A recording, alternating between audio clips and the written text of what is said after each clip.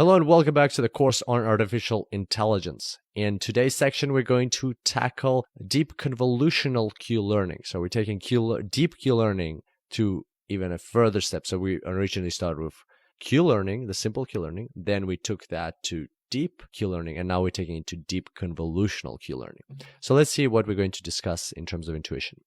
The intuition section is going to be quite quick. There's not much that we need to add as long as we're familiar with convolutional neural networks, and we'll touch on this towards the end of today's tutorial. So today in this section, we're going to talk about deep convolutional Q learning, the intuition behind things, and why it's so powerful, why exactly it's so important to move away from deep Q learning, and why deep Q learning is just a basic building block, where it's just a step for us on the path to deep convolutional Q learning, and what kind of avenues deep convolutional Q learning opens up to, what kind of avenues the knowledge opens up to, and where it can be applied. We'll have some examples of that. And then we'll talk about eligibility trace, or n-step Q learning, a very powerful addition to the whole concept of deep Q learning, and we'll talk about the intuition behind that. It's quite a complex topic, but nevertheless, we'll break down the intuition in quite simple terms, and then I'll give you some additional references where you can read up about eligibility trace if you'd like to go into more detail. But it is important for us to get the intuition down pat, because we're going to be using that in the practical tutorials, because we're delving into much more complex topics now that we need to add these extra elements to our agents or to our Q learning algorithms, so that they can actually handle these complex environments and navigate them successfully. And of course, in this section, because we're talking about convolutional neural networks, it is highly advisable that you check out Annex number 2, Convolutional Neural Networks. Once again, if you've done the deep learning A to Z course, then you're already familiar with this information, so you can safely proceed with these tutorials on the deep convolutional Q learning. If you haven't done the deep learning A to Z course, then it's a great idea to look at convolutional neural networks and look at those intuition tutorials there, so you understand better how images are processed by neural networks in order to look for features, and what's the whole convolutional layers are about, the pooling layers, the flattening layers, and how all of that works in order to come up with some parameters about that describe the environment, or that describe that image. And therefore, we're going to be using those as inputs into our neural network instead of that vector which we're talking about. But more on that in the next tutorial. So if you haven't seen those tutorials yet, we highly advise you to check them out to get up to speed with, or refresh your knowledge on convolutional neural networks. All in all, we've got an exciting section, and as you can see, quite not that many intuition tutorials, meaning that you'll be able to jump into the practical side of things very quickly. So on that note, I can't wait to see you in the first tutorial, and until then, enjoy AI. Hello and welcome back to the course on artificial intelligence. In today's tutorial, we're starting off this section on deep convolutional Q learning. So let's have a look at what it's all about. Previously, we talked about deep Q learning. So we had an environment with an agent, and we had a vector describing that environment, which was fed into a neural network, and at the end, we got the Q values as our outputs. And then, of course, we found out how the network is trained, the learning part. We found out how actions are decided based on those Q values. That's an action part. And we talked about the action selection policies and different things about how deep Q learning works. But here, the key concept for all of this is, how do we get from the actual environment and the states, to the neural network? Well, the transition is over here, the input vector. So the input layer of our neural network, and it is a vector. So what we're looking at is, okay, so we're actually not the correct, it's not the correct term. We're not looking at anything. The agent basically has this information. So the environment is passing it this information, saying, okay, you, the agent, you're currently in your state is described by this vector. In this simplified example, it's described by this vector x1 of 1, x2 of 2. So your coordinates are 1, 2, and that is your whole state. In a more complex environment, the state might involve other things that the agent can be observing. But the point here is that it is paused as a vector. And the thing is that that doesn't happen in real life. In real life, yeah, except for GPS systems and other things like that, but in real life, what do we use most of the time? We use our senses. We use our eyes. Even in GPS, it's not built into our brain. It's not telling us the coordinates through our brain. And so we're still using our eyes to look at the GPS and understand what's going on there. And so this is kind of cheating for AI to be able to get like information about the environment as a vector. It's too simple. It's not how it works in real life. That's not how we as humans operate. And ultimately, we want to create artificial intelligence which can operate in a similar fashion to humans, which is as can take on the same challenges as humans. And so in the human world, we don't have that. We don't have these coordinates or other types of vectors that are passed to us that explain the state we're in that environment. So we're going to have to remove that to make it more realistic. And then what can we replace it with? What do we see, or what do we do as a human to get information? Well, most of the time we see. Of course, we use all of our senses, but most of the information that we're getting about the world around us comes through our sight. And that is why we're going to change that little arrow which we had into a whole convolutional neural network. So this is from our annex number 2. We've got the convolution layer, and that's why it's important to be quite comfortable with convolutional neural networks and how they work. So if you've done our deep learning course, then you should be comfortable with that, or you can just have a look at the annex number 2. We've got some very good intuition tutorials there. So here we've got the convolution operation which happens. So we're actually going to be looking at this as an image. So this is an image of net environment, and so the agent is actually looking at the environment. So in this case, not that he's like looking from within there, he's like looking, like let's say he's playing this on a computer and he can see this environment, and therefore he can see like where this figure representing the agent is actually is. So you can see his whole environment, or whatever a human would see. If it's actual maze, then the human would see the maze from inside, and so the agent should be able to see exactly the same thing. So whatever he sees is goes through a convolution layer, then goes through a pooling layer, goes through flattening. Again, you can find out more about these different parts of the convolutional neural network in the annex. And then after it's flattened, then we have inputs which go into the neural network. And this is way more realistic because the agent has to use their sight, or has to process images which the environment is supplying to the agent, just as a human would be processing images. And the beauty of this is not just that it's more realistic and it's kind of like more as the agent's actually more as a human would be, but it allows us to process much more complex environments.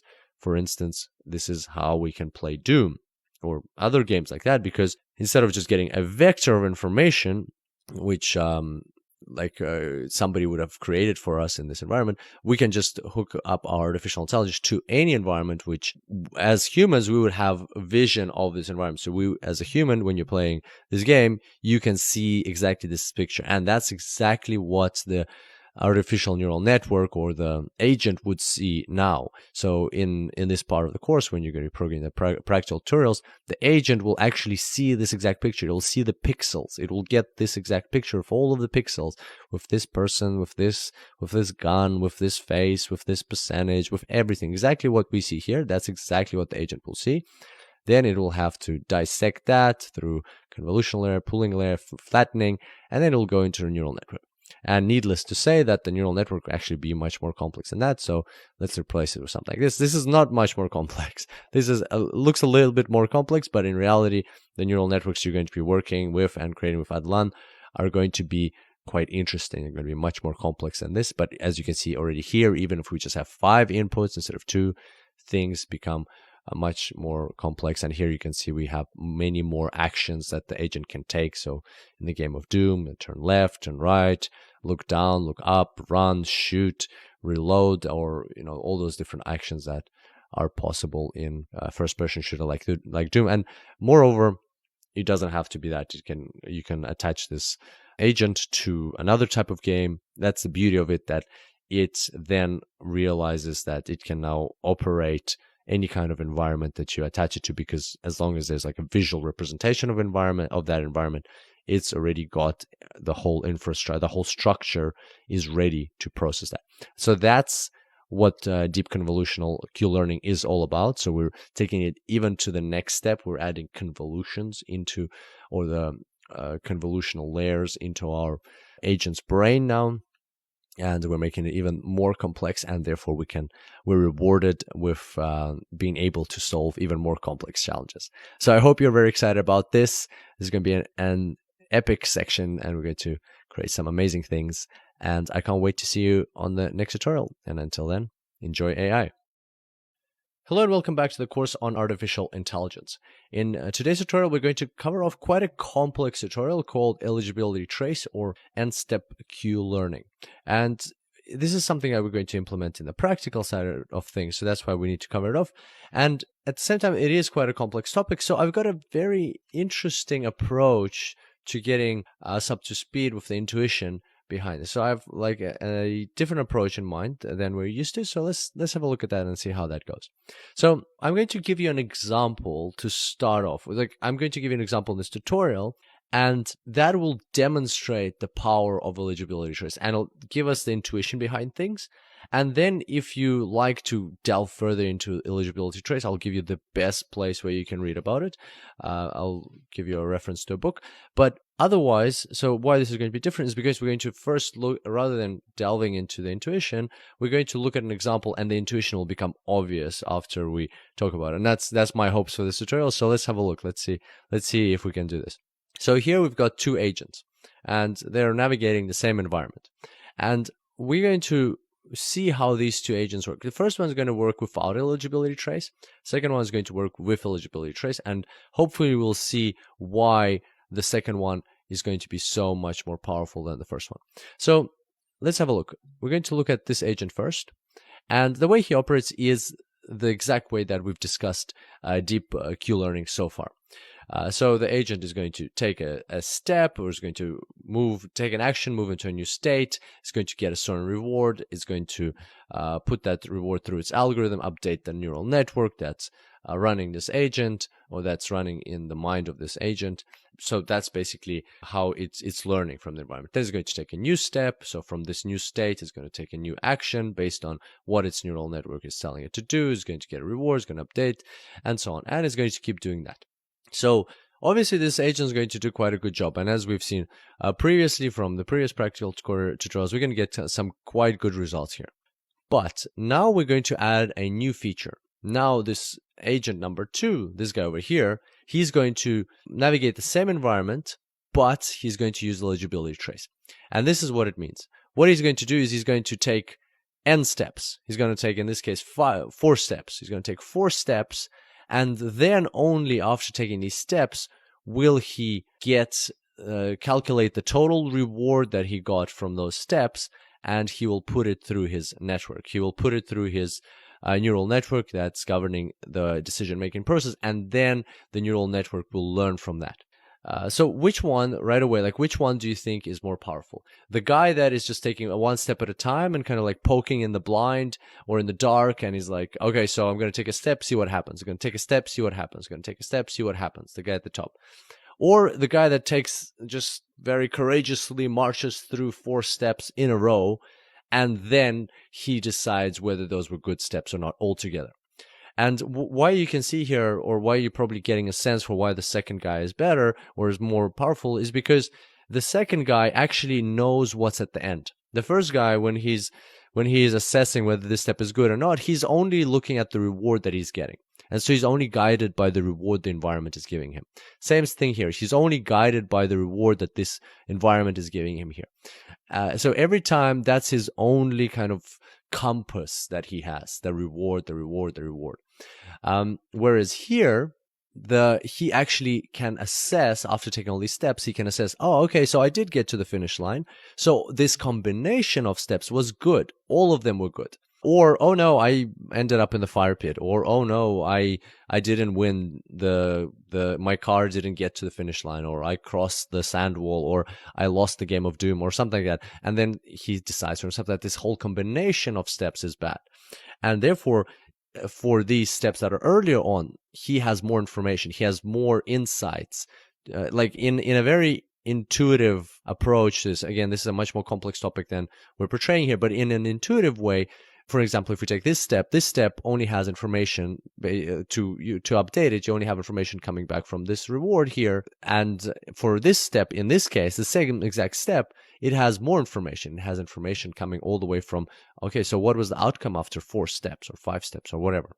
Yeah, so that is how it works. And why it's called eligibility trace is because during this process, not only does he look at the cumulative reward of this of what's going on, and then the cumulative loss, and then all of that is propagated through the network, but actually there's a trace of eligibility. That's why it's called eligibility trace. There's a trace that is kept in the algorithm, which says, okay, so if we do get a let's say we get a punishment, we get a negative reward, then which of these steps is most likely to be eligible for that punishment? So not only do we know what overall this whole pattern or this combination of steps is, but we also keep a trace of eligibility. Which steps are we going to update if we get a reward? So for instance, if it's a negative reward, we might have an eligibility trace that indicates to us that this is the step that is most responsible for what we got in the end.